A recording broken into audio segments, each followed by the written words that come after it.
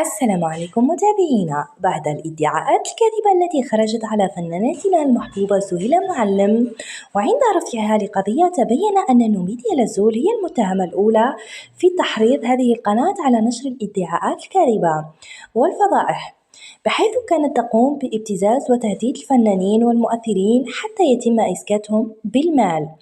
ولكنهم في هذه المرة وقعوا في من لا ترحم وليس لديها ما تخافه. فضحت نوميديا وتابعتها قضائيا، كما يقال ليس في كل مرة تسلم الجرة، وهذا حال نوميديا هذه المرة. فقد خرجت نوميديا ليلة البارحة بفيديو توضيحي على أساس أن كل هذه كانت إشاعات، وأنها هي وسهيلة صديقات وعلاقتهما جيدة جدا. وبعد ذلك جاءها الرد من سهيلة معلم بإلغاء المتابعة. هذا إن دل على شيء يدل على أنها فعلا هي المتهمة الأولى في قضية سهيلة معلم، والقضاء لا يرحم. ما رأيكم في تصرف سهيلة معلم متابعينا؟